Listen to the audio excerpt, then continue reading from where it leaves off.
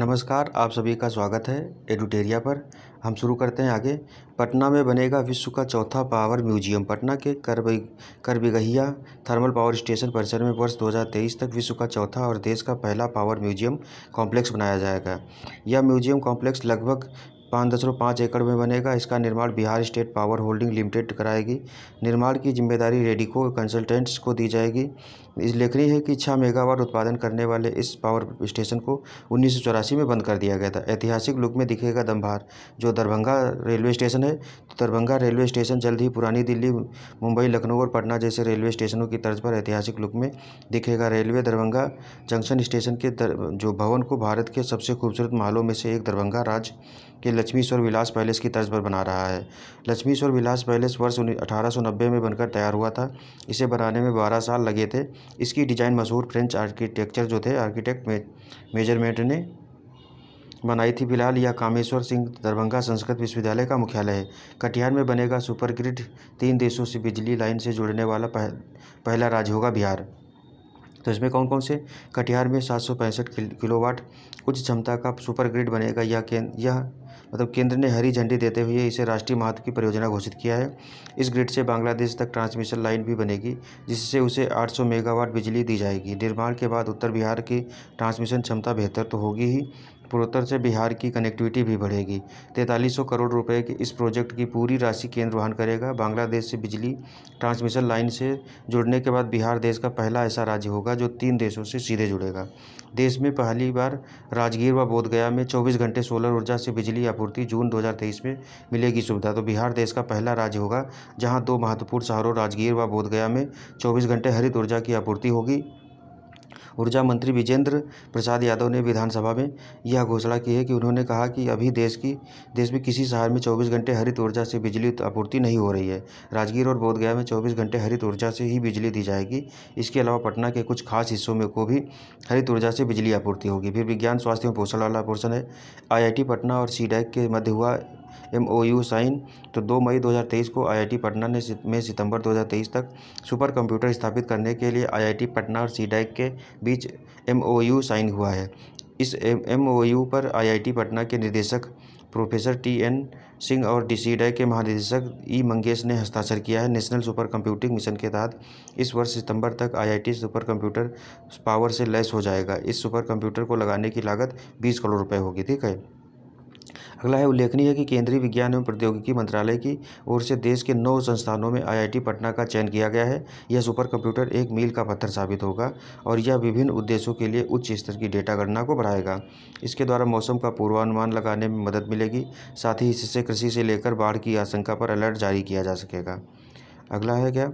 तो मिशन परिवर्तन है। 4 मई 2023 को बिहार के उप मुख्यमंत्री तेजस्वी प्रसाद यादव ने सभी मेडिकल कॉलेज अस्पतालों की सेहत में सुधार के लिए मिशन 60 दिन की तर्ज पर मिशन परिवर्तन लॉन्च किया है। इस मिशन का मुख्य उद्देश्य जो है अस्पतालों को मरीज फ्रेंडली बनाना, कॉलेजों में अनुशासन को लागू करने के साथ ही मैन पावर के आधार पर इलाज की व्यवस्था करना है। इसके अलावा मेडिकल कॉलेज अस्पतालों में साफ सफाई, मरीजों व परिजनों के बैठने के लिए प्रतीक्षालय में आई हेल्प यू डेस्क स्थापित करना भी इस मिशन के लक्ष्य हैं। 3D डोम स्कीम कहाँ है?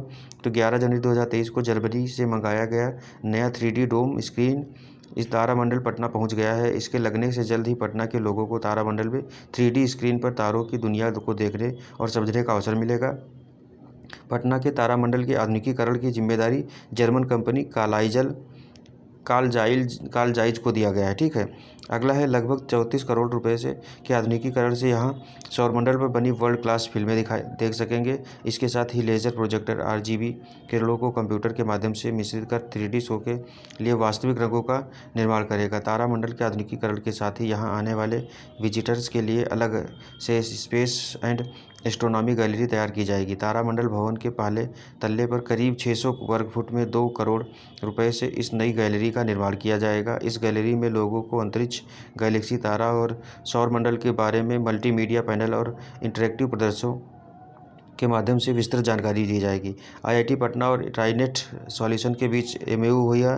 तो इसमें 27 अप्रैल 2023 को आईआईटी पटना ने रिसर्च एंड डेवलपमेंट को लेकर राइनेट सॉल्यूशन के साथ एमओयू साइन किया है। इसके तहत आईआईटी पटना जूम, व्हाट्सएप व गूगल पे जैसे स्वदेशी प्लेटफॉर्म विकसित करेगा। राइनेट सॉल्यूशन और आईआईटी पटना संयुक्त रूप से अगले 3 वर्षों में डिजिटल पेमेंट, धन प्रबंधन, सीमा पार भुगतान, सुरक्षित ऑडियो वीडियो कॉन्फ्रेंसिंग और उन्नत प्रौद्योगिकियों के प्रयोग के क्षेत्र में अनुसंधान परियोजनाएं शुरू करेंगे, जिनमें मशीन लर्निंग, आर्टिफिशियल इंटेलिजेंस और डेटा एनालिटिक्स आदि शामिल है। देश का दूसरा सबसे बड़ा हड्डी अस्पताल।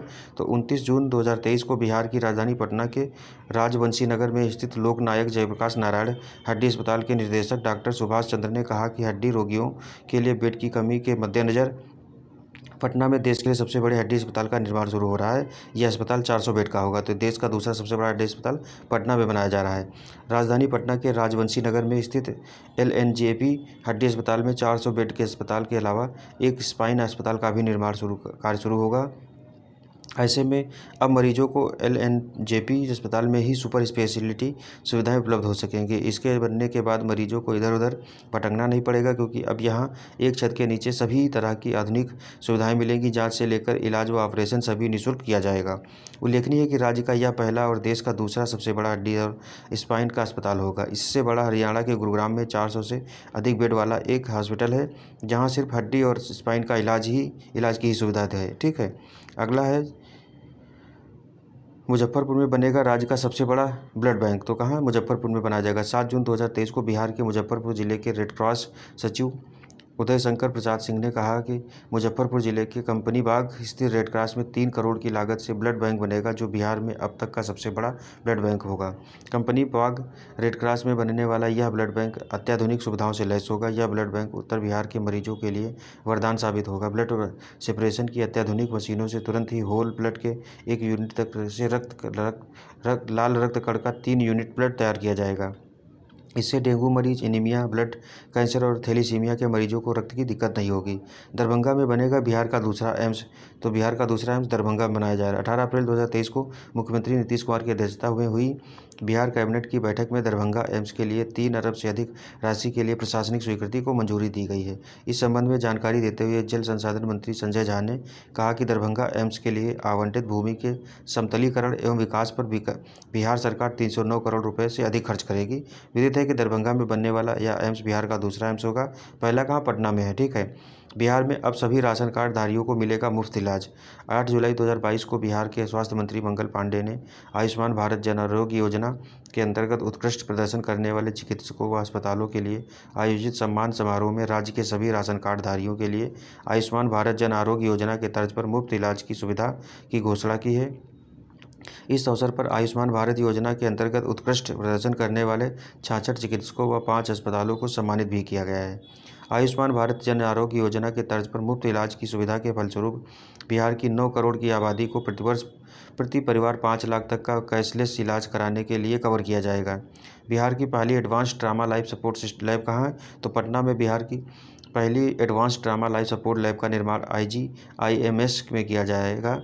लैब के बन जाने के बाद ट्रामा केस में पहले से ज़्यादा बेहतर तरीके से डॉक्टर मरीजों की जान बचा सकेंगे। लैब के स्पेशलिस्ट डॉक्टर IGIMS ही नहीं बल्कि राज्य के दूसरे डॉक्टरों को भी ट्रामा केस में मरीज की जान बचाने को क्या उपाय करें, इसकी ट्रेनिंग देंगे। उन्हें देश व दुनिया में ट्रामा केस में इस्तेमाल होने वाली मॉडर्न टेक्नोलॉजी व इलाज की जानकारी देंगे।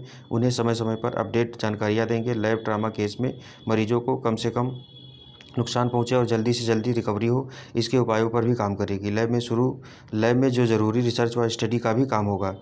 अगला है पटना मौसम विज्ञान केंद्र को मिला शताब्दी मौसम वेधशाला का दर्जा। तो पटना मौसम विज्ञान केंद्र को हाल ही में विश्व मौसम विज्ञान केंद्र जिनेवा ने शताब्दी मौसम वेधशाला का दर्जा दिया है। इसके साथ ही पटना मौसम विज्ञान केंद्र मौसम विज्ञान और संबद्ध विज्ञान के क्षेत्र में वैज्ञानिक अवलोकन के दीर्घकालिक रिकॉर्ड वाले शहरों में के क्लब में शामिल हो गया है। पटना मौसम वेधशाला 1867 ईस्वी में ब्रिटिश कोर ऑफ इंजीनियर्स द्वारा स्थापित किया गया था। पर्यावरण पारिस्थितिकी अब आ गया। तो जल जीवन सर्वेक्षण 2023 में बिहार के 4 जिले शीर्ष 10 में शामिल हुए हैं। तो 4 अप्रैल 2023 को केंद्र सरकार की पेयजल एवं स्वच्छता विभाग जल शक्ति मंत्रालय की ओर से जल जीवन सर्वेक्षण 2023 के तहत जनवरी के लिए जारी राष्ट्रव्यापी जो रैंकिंग है में बिहार के समस्तीपुर जिले को देश में पहला स्थान मिला है। तो यहाँ किसको, समस्तीपुर को देश में पहला स्थान मिला है। वहीं इस सर्वेक्षण में दूसरे नंबर पर बिहार के शेखपुरा को, तीसरे स्थान पर सुपौल को, चौथे पर बांका जिला है। ठीक है, ज्ञातव्य है कि जिला स्तर पर यह कार्य मुख्य रूप से PHED एवं पंचायत राज विभाग के संयुक्त सहयोग से किया जा रहा है। वहीं 4 अन्य जिलों की रैंकिंग को केंद्र सरकार ने 1 to 10 में रखा है, जहां हर घर नल का जल योजना का काम सबसे तेजी से हो रहा है। राज्य में स्वच्छता सर्वेक्षण की तर्ज पर केंद्र ने भी हर माह जलापूर्ति सर्वेक्षण शुरू किया है। इसमें पानी की शुद्धता के बारे में लाभुकों को से फीडबैक लिया जा रहा है। इसके जरिए केंद्र सरकार देश के सभी गाँवों में पेयजल की स्थिति का आकलन कर रही है। केंद्र सरकार द्वारा जिला व कार्य व राज्य की रैंकिंग मासिक और वार्षिक रूप से जारी होती है। इस सर्वेक्षण में बिहार के 5 जिले सबसे ऊपर हैं। बिहार बायोफ्यूल उत्पादन प्रोत्साहन नीति 2023। हाल ही में बिहार राज्य मंत्रिपरिषद की बैठक में बिहार बायोफ्यूल्स उत्पादन प्रोत्साहन नीति 2023 को स्वीकृति मिल गई है। इसके साथ ही मंत्रिपरिषद ने कई अन्य महत्वपूर्ण निर्णय लिए हैं। हाल ही में बिहार राज्य मंत्रिपरिषद की बैठक में बिहार बायोफ्यूल्स उत्पादन प्रोत्साहन नीति 2023 को स्वीकृति दी गई है। फिर उसके बाद है कि इस नीति के अंतर्गत बिहार सरकार राज्य में बायोफ्यूल्स उत्पादन के लिए प्लांट लगाने वालों को प्लांट एवं मशीनरी की लागत का 15% अनुदान देगी। यह अनुदान अधिकतम 5 करोड़ तक होगा। अनुसूचित जनजाति, अति पिछड़ा वर्ग की महिला, दिव्यांग, पावर विडो, एसिड अटैक से पीड़ित व थर्ड जेंडर के उद्यमियों को प्लांट एवं मशीनरी की लागत का 15.75% और अधिकतम 5 करोड़ 25 लाख रुपए तक का दिया जाएगा। इनको वो दिया जाएगा, एक तरीके से कहा जाए सहायता राशि दी जाएगी सरकार की तरफ से। फिर अगला है बिहार की पक्षी गणना 2022। मई 2022 में बिहार सरकार द्वारा राज्य में पहली बार आयोजित पक्षी गणना के आंकड़े जारी किए गए हैं, जिसकी शुरुआत फरवरी 2022 में की गई थी। यह गणना बिहार के पर्यावरण, वन एवं जलवायु परिवर्तन विभाग द्वारा वेटलैंड्स इंटरनेशनल संस्था के सहयोग से कराई गई है। इस गणना के अनुसार बिहार राज्य के कुल 68 जलाशयों में पक्षियों की 202 प्रजातियां पाई गई हैं। विदित हो कि इन पक्षियों की कुल जो संख्या है लगभग 45,173 करोड़ है। गौरतलब है कि पक्षियों की 202 प्रजातियों में से 80 प्रजातियां जलीय पक्षियों की हैं, जिनमें lesser whistling duck, Asian open billed stork, little cormorant तथा कॉमन कूट गढ़वाल आदि शामिल हैं। इस पक्षी गणना के अनुसार जलीय पक्षियों का वितरण निम्न प्रकार है। तो गोगाबील झील में 4973, इंद्रपुरी बैराज में 2600, नागा नकटी डैम में 2400, कुल महादेव डैम में मात्र 3 हैं, जबकि सीता डैम में 24 पक्षी मिले हैं। वायु प्रदूषण कम करने को नए पाथवे पर चलेगा बिहार, यानी कि नया तरीका अपनाया। तो बिहार में कार्बन उत्सर्जन कम करने के लिए बिहार नए पाथवे पर चलेगा। बिहार देश में पहला पाथवे वाला प्रदेश होगा। संयुक्त राष्ट्र पर्यावरण प्रोजेक्ट यानी कि UNEP और बिहार राज्य प्रदूषण नियंत्रण परिषद के बीच 2 बैठकें हो चुकी हैं और समझौता पत्र हो चुका है। इसका निर्माण UNEP के निर्देशन में होगा। इस प्रोजेक्ट पर 2040 तक काम किया जाएगा। इस प्रोजेक्ट के तहत कार्बन उत्सर्जन को कम करने के साथ उसके अवशोषण के उपाय भी किए जाएंगे। कार्बन पाथवे एक ऐसा क्षेत्र है जहाँ कार्बन के उत्सर्जन एवं अवशोषण में संतुलन बना रहे। फिर अगला, बिहार सरकार ने UNEP के साथ समझौता ज्ञापन पर हस्ताक्षर किया। तो जलवायु परिवर्तन की समस्या से निपटने के लिए बिहार सरकार ने संयुक्त राष्ट्र पर्यावरण कार्यक्रम के साथ समझौता ज्ञापन पर हस्ताक्षर किया है। इस समझौते के तहत UNEP की मदद से बिहार में प्रदूषण की समस्या को खत्म किया जाएगा। साल 2040 तक बिहार में कार्बन उत्सर्जन कम कर लोगों को प्रदूषण से मुक्ति दिलाने का लक्ष्य रखा गया है। UNEP प्रदूषण की समस्या खत्म करने के लिए ग्रीन हाउस गैस इन्वेंटरी तैयार करने की में तकनीकी मदद मुहैया कराएगा।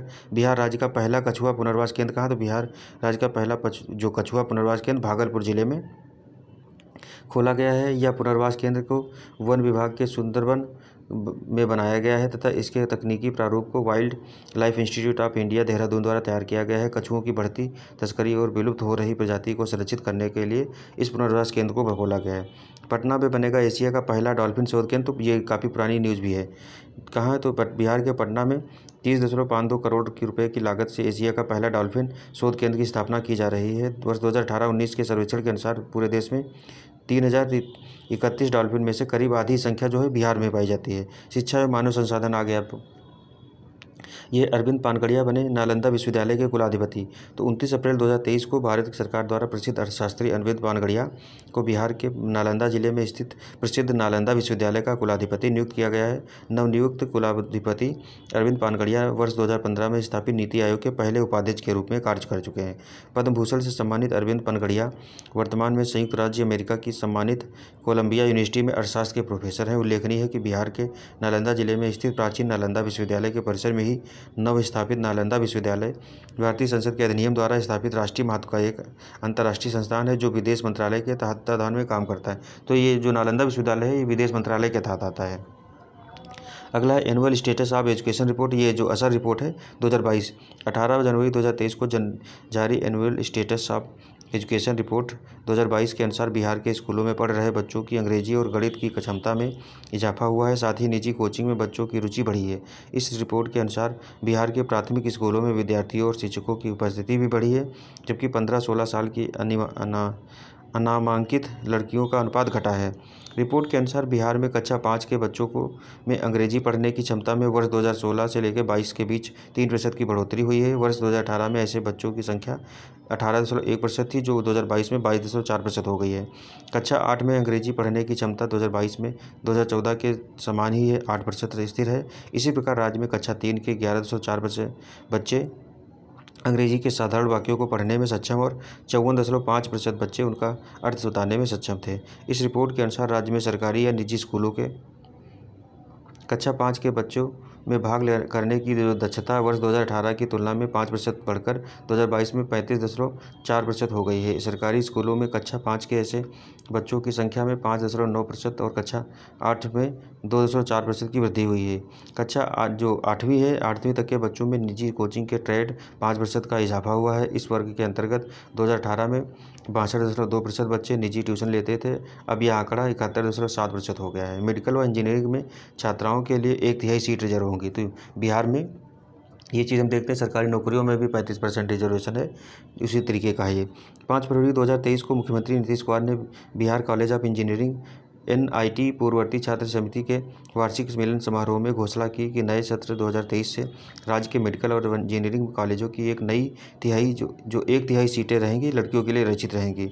उन्होंने कहा कि वर्ष 2013 में बिहार पुलिस की बहाली में महिलाओं को 35% आरक्षण दिया गया। बिहार में जितनी महिलाएं पुलिस में हैं उतनी दूसरे राज्यों में नहीं हैं। इसके अलावा बिहार की सभी सरकारी सेवाओं में महिलाओं को 35% आरक्षण दिया गया है। राज्य का पहला वानिकी कॉलेज कहाँ, तो 7 फरवरी 2023 को देश के दूसरे व बिहार के पहले वानिकी कॉलेज मुंगेर में का मुख्यमंत्री नीतीश कुमार ने उद्घाटन किया। तो देश के दूसरे और बिहार का पहला यह वानिकी कॉलेज बिहार कृषि विश्वविद्यालय मुंगेर सबौर भागलपुर के अधीन है। यह कॉलेज मुंगेर में गंगा पुल के पास 96 एकड़ में बना रहा है तथा इस कॉलेज का निर्माण में लगभग 231 करोड़ रुपए लग रहे हैं। उल्लेखनीय है कि 25 दिसंबर 2019 को मुख्यमंत्री ने इस वानिकी कॉलेज का शिलान्यास किया। तो 25 दिसंबर इसका शिलान्यास हुआ था। बिहार शिक्षा परियोजना को आत्मरक्षा झांकी में प्रथम जो स्थान मिला है। तो बिहार में 75वें स्वतंत्रता दिवस के अवसर पर ऐतिहासिक गांधी मैदान में आयोजित समारोह के दौरान प्रदर्शित झांकियों में से बिहार शिक्षा परियोजना को आत्म सुरक्षा विषय पर प्रथम पुरस्कार के लिए चुना गया था। अगला बिहार की सूफी परंपरा पर आधारित सूचना एवं जनसंपर्क विभाग की जो मनेर शरीफ की झांकी को दूसरा स्थान, लोक सेवाओं के अधिकार के लिए लोगों को जानकारी देती सामान्य प्रशासन की झांकी को तीसरा स्थान दिया गया था। ऐप पोर्टल है, तो बिहार से जुड़ेगा कौन सा, टेपकोफ पोर्टल से। तो बिहार भी टेपकोफ पोर्टल 5 जनवरी 2023 को बिहार के दूरसंचार विभाग DOT के वरिष्ठ उप महानिदेशक गिरजेश कुमार मिश्रा ने कहा कि बिहार को जल्द से जल्द टेपकोक यानी कि telecom analytical for fraud management and consumer protection portal से जोड़ा जाएगा, जिससे राज्य के मोबाइल उपभोक्ता घर बैठे पता लगा सकेंगे कि आपके नाम पर कितने मोबाइल सिम कनेक्शन एक्टिव हैं तथा इनमें कितने फर्जी ID पर लिए गए और कब से उनका इस्तेमाल किया जा रहा है। उन्होंने बताया कि टेपकोक जो है पोर्टल को विशेष तौर पर नॉर्थ ईस्ट वेस्ट स्टेट से जोड़ा गया है। उल्लेखनीय है कि टेपकोक पोर्टल की शुरुआत 2020 में आंध्र प्रदेश से शुरू की गई थी। अभी तक आंध्र प्रदेश, केरल, राजस्थान, तेलंगाना, अरुणाचल प्रदेश, नागालैंड, मिजोरम, जम्मू कश्मीर और त्रिपुरा को जोड़ा जा चुका है। बिहार जाति आधारित सर्वेक्षण का पोर्टल लॉन्च हो गया था। तो इसमें बिहार जाति वाले से ज़्यादा क्वेश्चन आएंगे नहीं, क्योंकि हम बता चुके इसको हाईकोर्ट ने रोक दिया था। 2022 में इसको शुरू किया गया था। फिर कौन, फिलो पोर्टल, तो 6 मई 2022 को बिहार के शिक्षा मंत्री विजय कुमार चौधरी ने पटना के श्री कृष्ण मेमोरियल हॉल में राजकीय माध्यमिक व उच्च माध्यमिक विद्यालयों के लिए फिलो पोर्टल का शुभारंभ किया। इस पोर्टल के माध्यम से विद्यालयों में अध्ययनरत 9वीं से लेकर 12वीं कक्षा तक के 45 लाख से ज़्यादा छात्र लाभान्वित होंगे। इस पोर्टल से स्कूली शिक्षा में डिजिटल टेक्नोलॉजी को प्राथमिकता के आधार पर बढ़ावा मिलेगा। इस पोर्टल के संचालन के लिए शिक्षकों को शिक्षा में आवश्यकता अनुसार डिजिटल टेक्नोलॉजी के इस्तेमाल के संबंध में प्रशिक्षण भी दिया जाएगा। विदित हो कि फिलो एक ग्रीक शब्द है जिसका अर्थ है फ्रेंड यानी दोस्त। स्पैरो क्या है तो 22 मई 2022 में बिहार सरकार ने अधिकारियों और कर्मचारियों के कार्यों के मूल्यांकन के लिए स्पैरो प्रणाली लागू की। तो स्पैरो जो है अधिकारियों और कर्मचारियों के कार्य का मूल्यांकन के लिए लागू की गई है, जिसे वर्ष 2019 में राष्ट्रीय स्तर पर लॉन्च किया गया था। स्पैरो एक ऑनलाइन मूल्यांकन प्रणाली है जिसे राष्ट्रीय सूचना विज्ञान केंद्र द्वारा विकसित किया गया है। ई निश्चय पोर्टल क्या है तो पंचायती राज विभाग द्वारा संचालित, इसके द्वारा एक उपभोक्ता पंचायती राज विभाग द्वारा संचालित हर घर नल का जल और गली नाली यानी कि गली नाली पक्कीकरण योजना से संबंधित शिकायतें जो होगी ऑनलाइन दर्ज करा सकेंगे।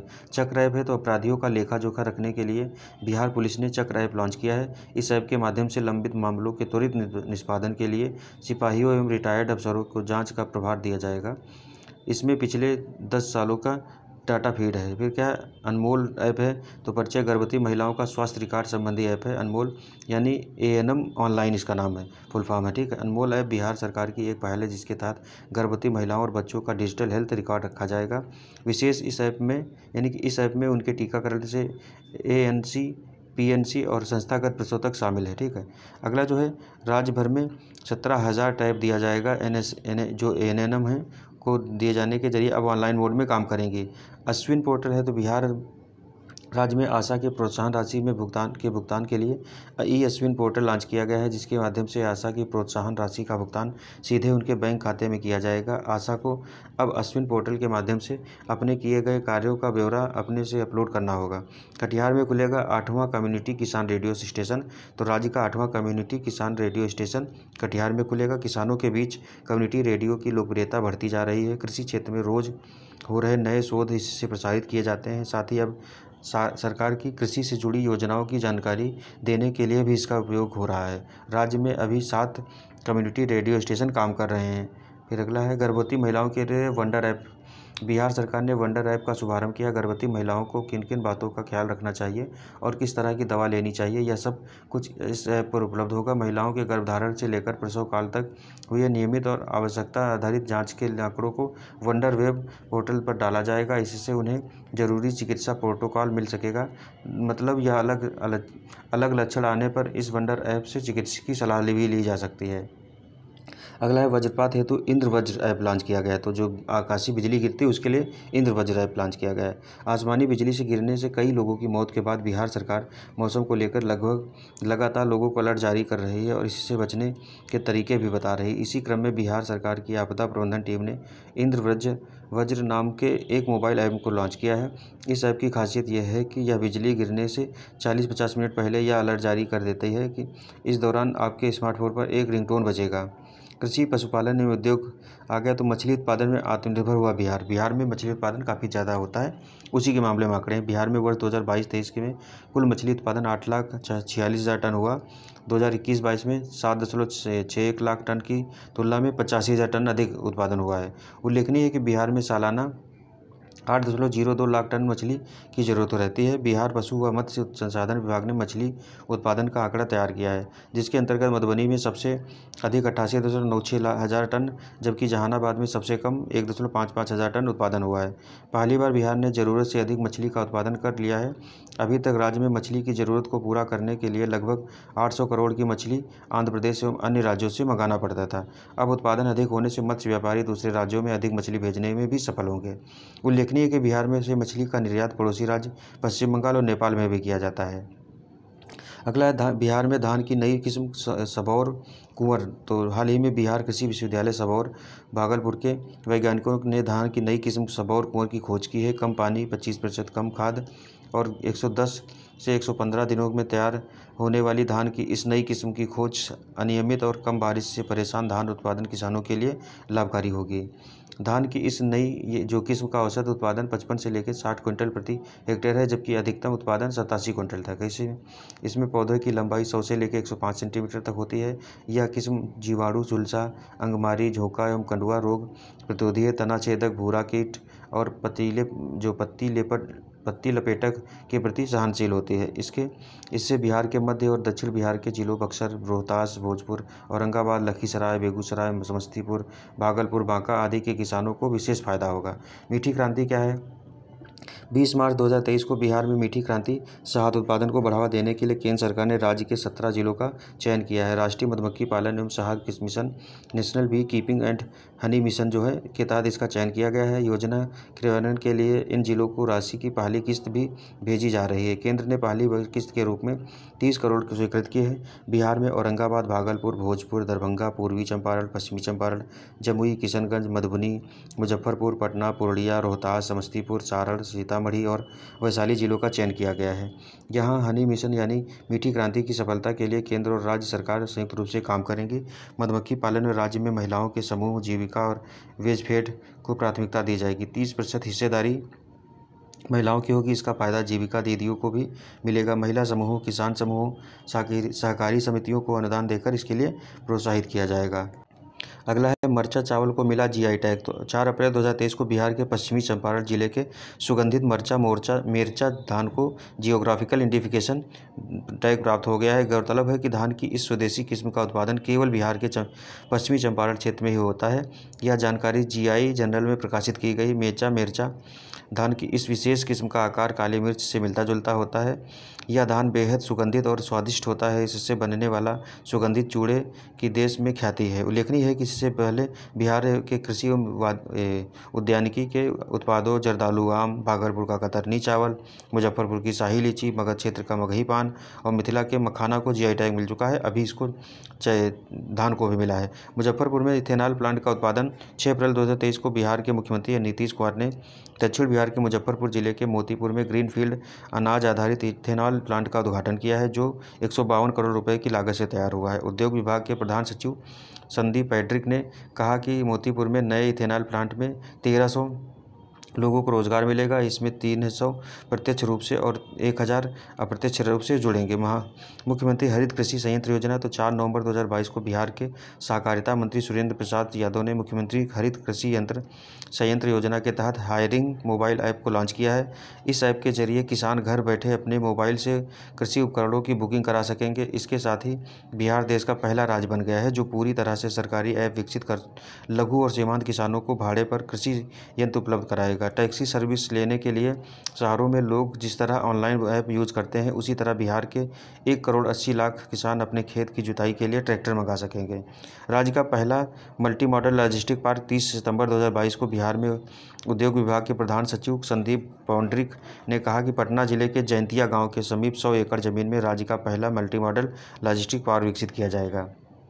तो कहाँ, पटना में लगाया जाएगा।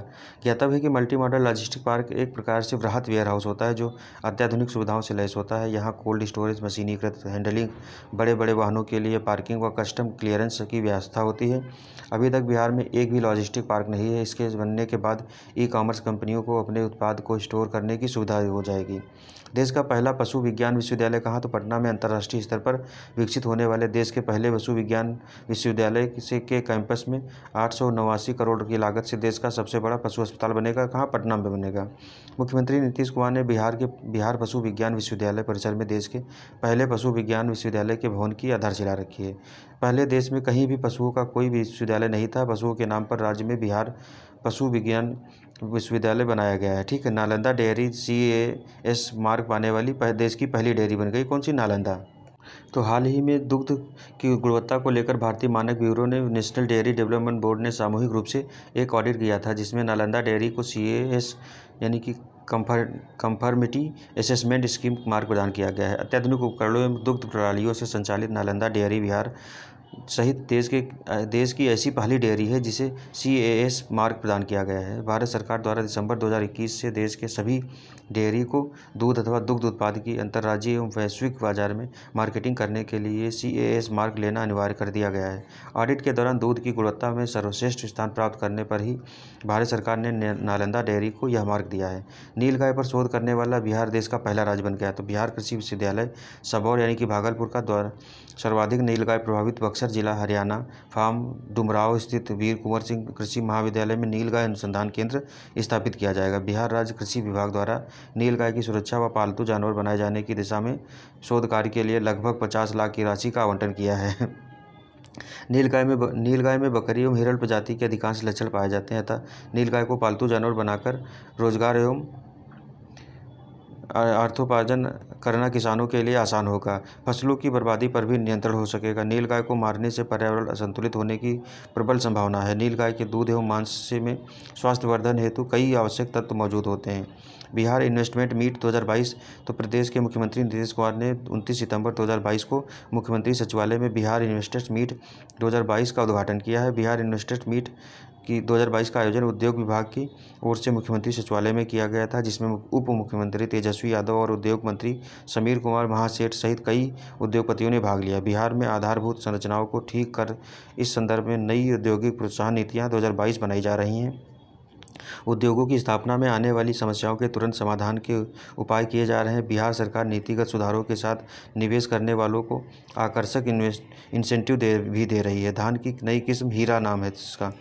तो 27 अप्रैल 2022 को हैदराबाद में आयोजित समन्वित चावल सुधार परियोजना की 57वीं वार्षिक धान शोध बैठक में धान की नई किस्म हीरा का चयन राष्ट्रीय स्तर पर उत्पादन के लिए किया गया है। धान की इस नई किस्म का विकास भागलपुर में स्थित बिहार कृषि विश्वविद्यालय के अधीन बिहार वीर कुंवर सिंह कृषि महाविद्यालय डुमरांव के कृषि वैज्ञानिक डॉक्टर प्रकाश सिंह और उनकी टीम द्वारा किया गया है। धान की यह किस्म बाढ़ के पानी में 15 दिनों तक डूबी रहने के बाद भी खराब नहीं होगी तथा इसकी उत्पादन क्षमता भी सामान्य धान से 1.5 गुना अर्थात 70 से 80 क्विंटल प्रति हेक्टेयर है। जलवायु अनुकूल खेती के लिए बिहार के 10 जिलों का चयन किया गया है। तो हम देख रहे हैं कि 21 मई 2022 यानी कि मई 2022 में केंद्र सरकार ने कृषि और अन्य संबंधित गतिविधियों पर जलवायु परिवर्तन के प्रभाव को कम करने के लिए बिहार के 10 जिलों को चुना है। ये जिले दरभंगा, पूर्वी चंपारण, पश्चिमी चंपारण, सिवान, सहरसा, लखीसराय, किशनगंज, भागलपुर, नालंदा और सीतामढ़ी हैं। बिहार मशरूम उत्पादन में प्रथम स्थान पर आया। तो मई 2022 में जारी राष्ट्रीय बागवानी बोर्ड के नवीनतम आंकड़ों के अनुसार बिहार वर्ष 2021-22 में 28,000 टन से ज़्यादा मशरूम उत्पादन कर देश में सबसे बड़ा मशरूम उत्पादक राज्य बन गया है। अगला है कि विदित हो कि इससे पहले उड़ीसा मशरूम उत्पादन में पहले स्थान पर था। वर्ष 2021-22 में बिहार में 28,000 टन से ज़्यादा मशरूम उत्पादन हुआ, जो देश में उत्पादित कुल मशरूम का 10.82% है। पिछले वर्ष बिहार में 23,000 टन मशरूम का उत्पादन हुआ था। राष्ट्रीय बागवानी बोर्ड के नए आंकड़ों के अनुसार मशरूम उत्पादन में बिहार के बाद दूसरे स्थान पर महाराष्ट्र है, जिसका कुल उत्पादन में 9.89% है तथा 9.66% हिसाब से प्रतिशत के आधार पर उड़ीसा तीसरे स्थान पर है। कृषि कॉलेजों की स्थापना। तो 75वें स्वतंत्रता दिवस के अवसर पर मुख्यमंत्री नीतीश कुमार ने 3 कृषि कॉलेज खोलने की घोषणा की है। कृषि जैव तकनीकी कॉलेज सबौर भागलपुर में, कृषि अभियंत्रण कॉलेज आरा, कृषि व्यवसाय प्रबंधन कॉलेज पटना में। मुंगेर बंदूक कारखाना। तो कहाँ बिहार के उद्योग मंत्री शाहनवाज हुसैन द्वारा मुंगेर की ऐतिहासिक बंदूक कारखाना को पुनः विकसित करने की घोषणा की गई है। इसको मीर कासिम ने स्थापित कराया था। तो मुंगेर का मीर कासिम ने मुर्शिदाबाद से मुंगेर राजधानी भी बनाई थी अपनी, इसी वजह से वहाँ कारखाना स्थापित कराया था। बिहार बीज निगम को मिला ISO प्रमाण पत्र। तो बिहार राज्य बीज निगम देश का पहला सरकारी संस्थान बन गया है, जिसके अंतर्राष्ट्रीय मानक के अनुसार बीज उत्पादन प्रबंधन और बीज की पारदर्शी प्रणाली पर भारतीय मानक ब्यूरो ने भी अपनी मोहर लगा दी है। देश भर में उत्कृष्ट कार्य करने वाले संस्थाओं को ISO प्रमाण पत्र देने वाली इस संस्था ने बिहार बीज निगम को 3 क्षेत्र में ISO प्रमाण पत्र दिया है। भारतीय मानक ब्यूरो द्वारा गुणवत्ता प्रबंधन पद्धति प्रमाणन, पर्यावरण प्रबंध पद्धति प्रमाणन एवं रिश्वत विरोधी प्रबंधन प्रमाण पत्र के लिए दिया गया है। बिहार टेक्सटाइल और लेदर पॉलिसी 2022 जारी हुई थी। तो 8 जून 2022 को बिहार सरकार ने बिहार टेक्सटाइल और लेदर पॉलिसी को लॉन्च किया था। इस पॉलिसी का मुख्य उद्देश्य बिहार को इस क्षेत्र के घरेलू और वैश्विक निवेशकों के लिए निवेश के प्रमुख संभावित केंद्र के रूप में विकसित करना तथा कपड़ा और चमड़ा व्यवसाय शुरू करने वाले उद्यमियों के लिए कई प्रकार के प्रोत्साहन देना था। देश के सबसे बड़े सोने के भंडार को खोज की अनुमति। तो 28 मई 2022 को बिहार सरकार ने जमुई जिले में देश के सबसे बड़े सोने के भंडार की खोज को मंजूरी प्रदान कर दी है।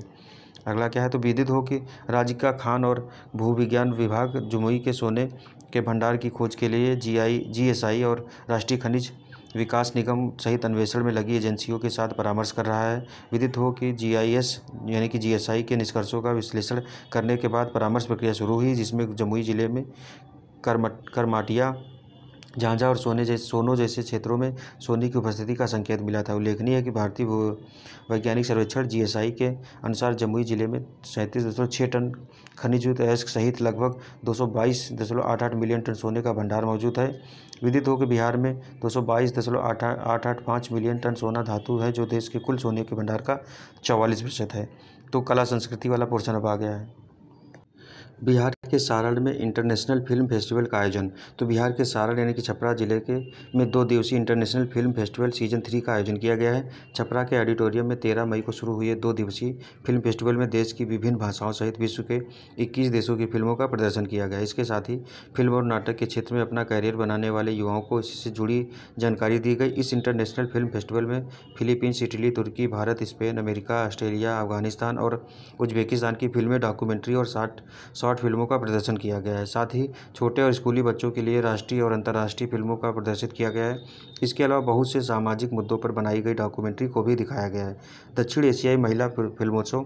तो बिहार राज्य फिल्म विकास एवं वित्त निगम और साउथ एशिया ट्रस्ट के संयुक्त तत्वाधान में पहली बार पर्यटन में दक्षिण एशियाई महिला फिल्मोत्सव का आयोजन 2 से 9 फरवरी तक किया गया है। कला, संस्कृति एवं युवा विभाग की ओर से आयोजित इस 7 दिवसीय दक्षिण एशिया महिला फिल्मोत्सव में पटना के 4 शिक्षण संस्थानों में दक्षिण एशिया की फिल्में दिखाई गई हैं। यहाँ फिल्मों के अलावा महिला सशक्तिकरण के विभिन्न मुद्दों पर भी चर्चा हुई।